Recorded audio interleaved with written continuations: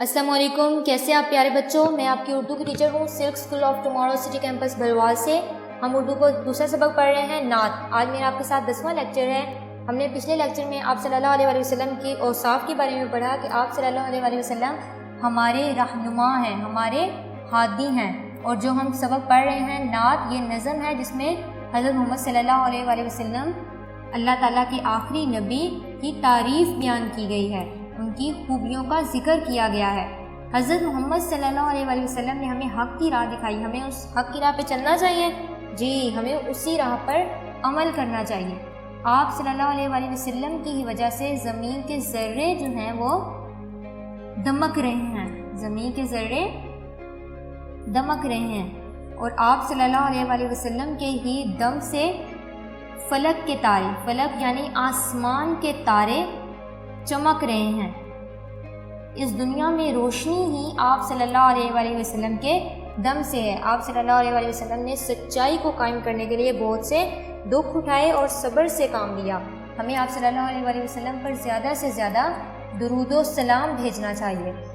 آپ صلی اللہ علیہ وسلم اللہ تعالیٰ کے آخری نبی، رحمت للعالمین، زمین کے ذرے ان کی وجہ سے ہی دمک رہے ہیں، اور فلک کے تارے آپ صلی اللہ علیہ وسلم کے ہی دم سے چمک رہے ہیں۔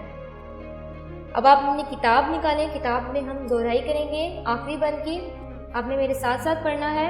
انہی کی خاطر دمک رہے ہیں، انہی کے دم سے چمک رہے ہیں، زمین کے ذرے فلک کے تارے، نبی ہمارے، درود ان پر، سلام ان پر۔ آپ نے پہلے دو بند کی تشریح کی، اس کی دہرائی بھی کی۔ یہ آپ کا آخری بند ہے، آپ نے اس کی دہرائی کرنی ہے اور اس کی تشریح کی بھی دہرائی کرنی ہے کہ اس بند میں شاعر حضرت محمد صلی اللہ علیہ وسلم کے اس خوبی کا ذکر کر رہا ہے کہ آپ صلی اللہ علیہ وسلم کے ہی وجہ سے زمین کے ذرے اور فلک کے تارے چمک رہے ہیں۔ ہمیں آپ صلی اللہ علیہ وسلم پر درود و سلام بھیجنا چاہیے۔ یہ جس شاعر نے لکھی ہے اس شاعر کا نام کیا ہے؟ گریڈ 5 اس شاعر کا نام آپ کی بک میں لکھا ہوا ہے، آخر میں آپ کی اس نظم کے آخر میں، صوفی غلام مصطفیٰ تبسم۔ تو کیوں نہ آج ہم اس شاعر کے بارے میں کچھ جانیں۔ شاعر کا نام کیا ہے؟ صوفی غلام مصطفیٰ تبسم۔ یہ اس نعت کے شاعر ہیں جنہوں نے یہ نعت لکھی ہے۔ صوفی غلام مصطفیٰ تبسم شاعر ہیں، انہوں نے اور بھی بہت سی نظمیں لکھی۔ اور آپ کی پیدائش کب ہوئی؟ ان کی پیدائش ہوئی 4 اگست 1899 میں۔ ان کی پیدائش کب ہوئی؟ 4 اگست 1899 میں۔ اور آپ نے اس کے بعد آپ نے بہت سی تعلیم حاصل کرنے کے بعد آپ نے اپنے وطن کی خاطر بہت کچھ کیا۔ وطن کی خاطر آپ نے بہت سی نظمیں لکھی، آپ نے نغمے لکھے جو فوجوں کے اندر وطن کی محبت کا جذبہ پیدا کرتے ہیں، اور آپ نے بچوں کے لیے بہت ساری نظمیں لکھی۔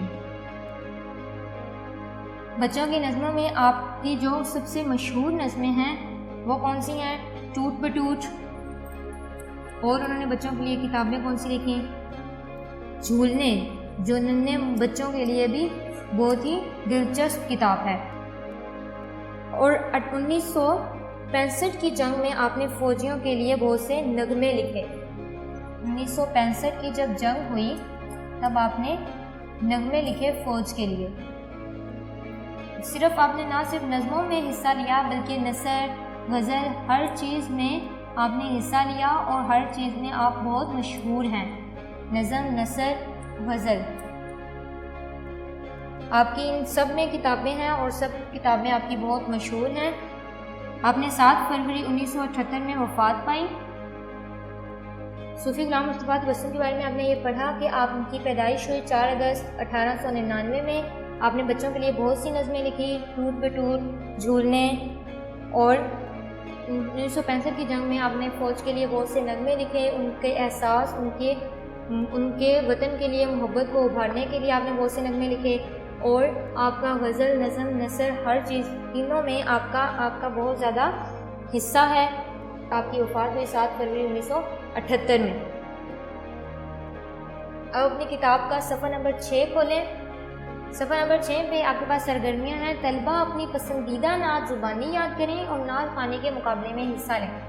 آپ نے کوئی بھی نعت یاد کرنی ہے، آپ یہ بھی نعت ہے، آپ یہ بھی نعت یاد کر سکتے ہیں۔ اس کے علاوہ آپ کو جو بھی نعت آتی ہے آپ نے اس کو زیادہ اچھے طریقے سے پڑھنے کی کوشش کرنی ہے، اور انشاءاللہ کرونا وائرس کے بعد اللہ تعالیٰ ان سب کو اپنے امان میں رکھے اس بیماری سے۔ جب آپ اسکول آئیں گے تو نعت خوانی کا مقابلہ ہوگا اور پھر آپ سب اس میں حصہ لیں گے اور پوزیشن حاصل کرنے والے کو انعام دیا جائے گا۔ آپ نے نعت ضرور یاد کرنی ہے۔ دوسری سرگرمی کیا ہے؟ اس نعت میں حضور صلی اللہ علیہ وسلم کے جن اوصاف کا ذکر آیا ہے انہیں ترتیب سے لکھیں۔ آپ نے نعت پوری پڑھی ہے۔ اوصاف کا معنی ہوتا ہے خوبیاں۔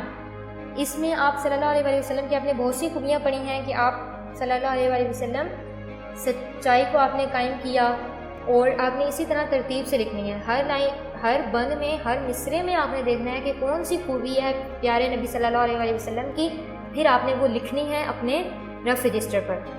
حضور صلی اللہ علیہ وسلم کی محبت اور شفقت کے حوالے سے چند واقعات بیان کیجیے۔ آپ صلی اللہ علیہ وسلم کی محبت نہ صرف بچوں بلکہ جانوروں پر بھی آپ نے بہت شفقت کی اور دوسروں کو بھی اسی کا حکم دیا۔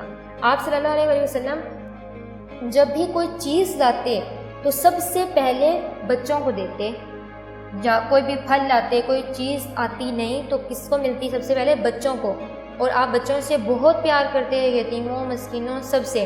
آپ کو میں ایک واقعہ سناتی ہوں کہ ایک بار عید کا دن تھا، حضرت محمد صلی اللہ علیہ وسلم گلی سے گزر رہے تھے، آپ نے ایک بچے کو دیکھا، وہ بہت ہی میلے کپڑوں میں تھا۔ آپ نے اس سے پوچھا کہ تم ایسے کیوں ہو، یہاں پہ کھڑے ہو کے کیوں رو رہے ہو؟ اس نے بتایا کہ یا اللہ کے رسول، میرے والدین اس دنیا میں نہیں ہیں اور آج عید کا دن ہے، سب خوشیاں منا رہے ہیں، میں کیا کروں؟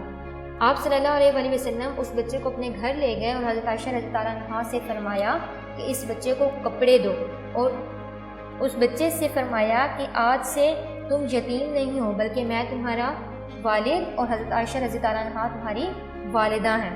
آپ خود دیکھیں کہ حضرت محمد صلی اللہ علیہ وسلم یتیموں پر کتنی شفقت کرتے، کتنی محبت کرتے بچوں سے، اور آپ صلی اللہ علیہ وسلم اپنے دشمنوں کو بھی معاف کرتے اور ان کو ہدایت کی دعا دیتے کہ اللہ تعالیٰ ان کو سیدھے راہ پہ چلائے، کیونکہ اللہ نے حضرت محمد صلی اللہ علیہ وسلم کو رحمت بنا کر بھیجا۔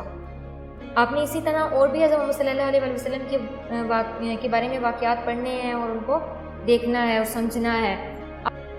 یہ سبق مکمل ہو گیا ہے، اور صوفی غلام مصطفیٰ تبسم کے بارے میں ہم نے پڑھا، آپ نے اس کو یاد کرنا ہے اچھے سے، اور جو املا ہے اس سبق میں آپ نے اس کی پریکٹس کرنی ہے، اپنے رف رجسٹر پہ بک ورک کی پریکٹس کرنی ہے، کیونکہ جتنا آپ یاد کرو گے آپ کو اتنا ہی اچھا سمجھ آئے گا اور آپ کے اتنے ہی اچھے پیپرز ہوں گے، ٹیسٹ اچھے ہوں گے۔ ٹھیک ہے، اپنا بہت خیال رکھیے گا۔ اوکے، اللہ حافظ۔